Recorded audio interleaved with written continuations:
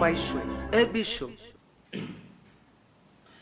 வணக்கம் நண்பர்களே, நம்ம இந்த வீடியோவில் எதை பற்றி பார்க்க போகிறோம்னா, தமிழக காவல்துறையில் என்கவுண்டர் ஸ்பெஷலிஸ்டாக சிறப்பாக செயல்பட்டு வருகிறவர் தான் ஏடிஎஸ்பி வெள்ளத்துறை. இந்த ஏடிஎஸ்பி வெள்ளத்துறை அவர்களை தமிழ்நாடு காவல்துறை அதிரடியாக சஸ்பெண்ட் செய்து ஒரு உத்தரவை பிறப்பித்திருக்கிறது. இவர் ஓய்வு பெறும் நாளில் தான் இந்த சஸ்பெண்ட் உத்தரவை பெற்றிருக்கிறார். ஏன், எதற்காக இவரை தமிழக அரசு சஸ்பெண்ட் செய்தது? ஏதாவது அரசியல் உள்நோக்கமா, இல்லை பழி வாங்கும் நோக்கமா என்பதுதான் இந்த வீடியோவில் பார்க்க போறோம். இந்த வீடியோக்கு போறதுக்கு முன்னாடி நம்ம சேனலை சப்ஸ்கிரைப் பண்ணுங்க, சப்போர்ட் பண்ணுங்க, லைக் பண்ணுங்க, ஷேர் பண்ணுங்க. தமிழக காவல்துறையிலே 25 வருட சர்வீஸ் உள்ளவர் தான் என்கவுண்டர் ஸ்பெஷலிஸ்ட் என்று அழைக்கப்படுகின்ற ஏடிஎஸ்பி வெள்ளத்துறை அவர்கள். இவர் தன்னுடைய பணியை ஒரு கல்லூரி பேராசிரியராக துவங்கினார். கல்லூரி பேராசிரியர் பணியிலிருந்து எப்படி இந்த அளவுக்கு பதவி உயர்வு பெற்று ஏடிஎஸ்பி ஆனார் என்பதே $1,000,000 கேள்வி. 1997ஆம் ஆண்டு இவர் கல்லூரி பேராசிரியர் என்ற மிகப்பெரிய பதவியில் இருந்து இவர் சப் இன்ஸ்பெக்டராக தமிழக காவல்துறையிலே அடியெடுத்து வைத்தவர் தான் இந்த வெள்ளத்துறை. இந்த வெள்ளத்துறைன்னு கேட்டாலே ரவுடிகளுக்கும் திருடர்களுக்கும் பயங்கர பயம். ஏனென்றால் அதிரடியாக என்கவுண்டர் செய்வதில் வல்லவர் இந்த சப் இன்ஸ்பெக்டர் வெள்ளத்துறை அவர்கள். 1998ஆம் வருஷம் இவர் திருச்சியில பணிபுரியும் போது ஒரு நிகழ்ச்சி நடந்தது. என்ன நடந்துச்சுன்னா, இவர் போலீசார கூட போகும்போது இந்த ரவுடிகள் எல்லாம் அந்த போலீசாரை தாக்கி தப்பிக்க முயன்றார்கள். அந்த நேரத்துல தான் இவர் தன்னுடைய முதல் என்கவுண்டர் அந்த ஒரு டாஸ்கை செய்து முடிச்சார். தப்பி ஓட முயன்ற அந்த ரவுடிகளை என்கவுண்டர் முறையிலே சுட்டு கொன்றார். அடுத்தது 1998 இது நடந்துச்சு. தமிழ்நாட்டில் மிகவும் பிரசித்தி பெற்றார், பிரபலமானார். ஏன்னா ரவுடிகளை கொன்னாலே இன்ஸ்பெக்டருக்கோ போலீஸுக்கோ மிகவும் நல்ல பேர் தான் கிடைக்கும். இப்படியே இருக்கும்போது 2004ஆம் ஆண்டு அப்போ சந்தன கடத்தல் வீரப்பனோட தொந்தரவு ரொம்ப தாங்க முடியல தமிழ்நாடுக்கும் கர்நாடகாவுக்கும். இந்த 2004ல் ஐஜி விஜயகுமார் தலைமையில் ஒரு குழு, சிறப்பு தமிழ்நாடு காவல்துறை பிரிவு தொடங்கப்பட்டது. அன்றைய முதலமைச்சர் ஜெயலலிதா அவங்க காலத்தில். அப்போ இந்த ஐஜி விஜயகுமாருக்கு கீழே இந்த என்கவுண்டர் ஸ்பெஷலிஸ்ட் வெள்ளத்துறைக்கு பேர் இருந்துச்சு. ஏன்னா இவர் வீரப்பனை சுட்டு கொள்வாருங்கிற நம்பிக்கையின் பேர்ல இவருடைய பேரும் அங்க இருந்துச்சு.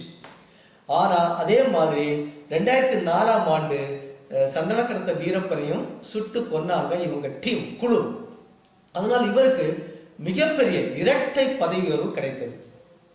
அதே போல 2013ஆம் வருடம் இந்த மருது பாண்டியர் குரு பூஜையின் போது சிவகங்கை மாவட்டத்தில் ஒரு மிகப்பெரிய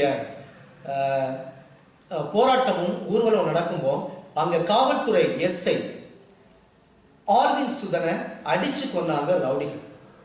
அந்த ரவுடிகள் அடிச்சு கொண்டதுனால இவருக்கு ரொம்ப கோபம் வந்துச்சு. அதனால இந்த வெள்ளத்துறை இன்ஸ்பெக்டர் அவர்கள் என்ன பண்ணார்னா, அந்த ரவுடிகளை என்கவுண்டர் மூலம் போட்டு தள்ளினார். அடுத்து 2003ஆம் வருடமும் மிக பிரபல ரவுடியான அயோத்தி குப்பன் வீரமணியையும் சென்னையில் வச்சு என்கவுண்டர் மூலம் போட்டு தள்ளினாரு இந்த கூடுதல் எஸ்பி வெள்ளத்துறை அவர்கள். ஆக இப்படி ஏகப்பட்ட ரவுடிகளையும் சமூக விரோதிகளையும் என்கவுண்டர் மூலம் சுட்டு தள்ளிக்கிட்டு ஒரு நாட்டில், தமிழ்நாட்டில் ஒரு அமைதியை நிலவி கொண்டிருக்கின்ற ஒரு எஸ்பிக்கு, கூடுதல் எஸ்பிக்கு யார் தான் வக்காலத்து வாங்க மாட்டார்கள்? அந்த அளவுக்கு பிரபலமானார் வெள்ளத்துறை அவர். மதுரையிலையும் இந்த ரவுடிகளை பிடிக்கும் போது எஸ்ஐகளை தாக்கி, இன்ஸ்பெக்டர்களை தாக்கி ஓடி போக நேரத்தில் இவர் கூடுதல் எஸ்பி வெள்ளத்துறை அவர்கள் ரவுடிகளை எல்லாம் பிடிச்சு என்கவுண்டர் முடிச்சார். அதுலேயும் மதுரை டிஸ்ட்ரிக்ட் ஃபுல்லாக இவருடைய பேர் பிரபலமானது. இப்படி எல்லா இடத்துலையும் சமூக விரோதிகளையும் ரவுடிகளையும் என்ன பண்ணாரு, என்கவுண்டர் மூலம் அழிச்சார்.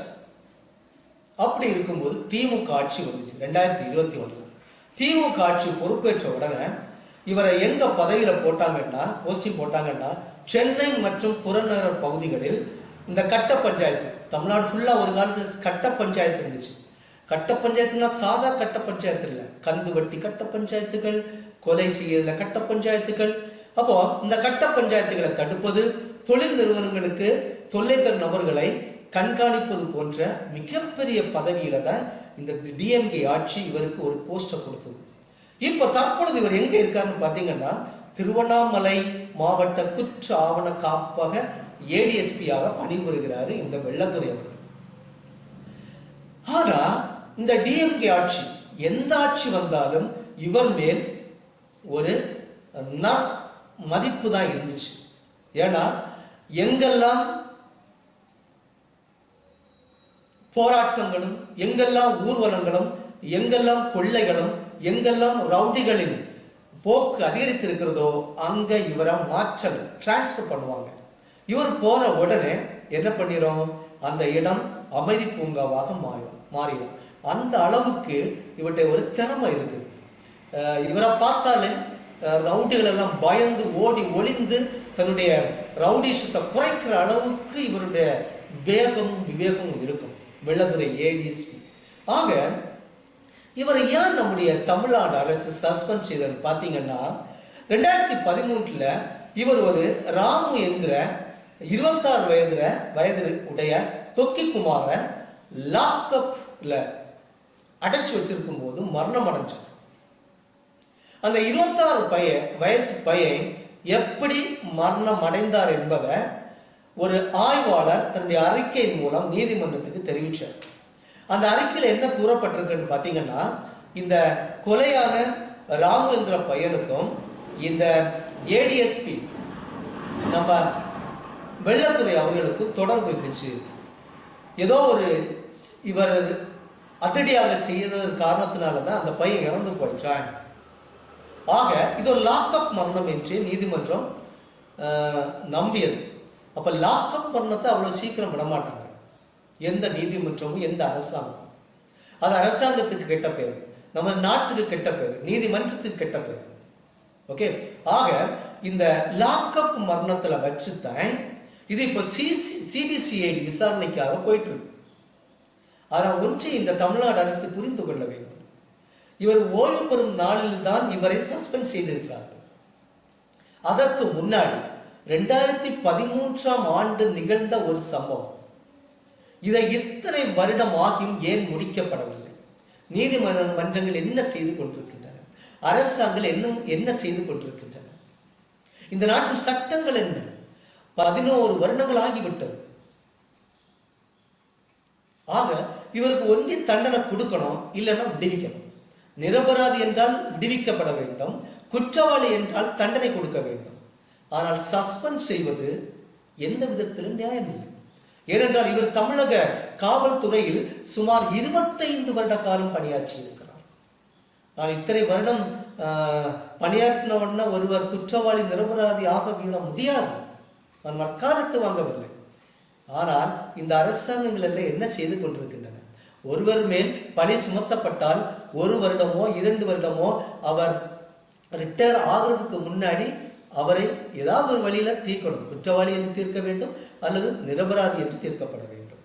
ஆனால் இவரை சஸ்பெண்ட் செய்திருக்கிறது இந்த தமிழ்நாடு அரசும் காவல்துறை. ஆக பொறுத்திருந்துதான் பார்க்க வேண்டும். ஆனால் இவர் நீதிமன்றத்தை நாடலாம். சஸ்பெண்ட் செய்யப்பட்ட ஏடிஎஸ்பி வெள்ளத்துறை அவர்கள் நீதிமன்றத்தை நாடி நீதியை நிலைநாட்ட வருவாரா என்பதை பொறுத்திருந்துதான் பார்க்க வேண்டும். இந்த வீடியோ பிடித்திருந்தா லைக் பண்ணுங்க, ஷேர் பண்ணுங்க, சப்ஸ்கிரைப் பண்ணுங்க. தேங்க்யூ.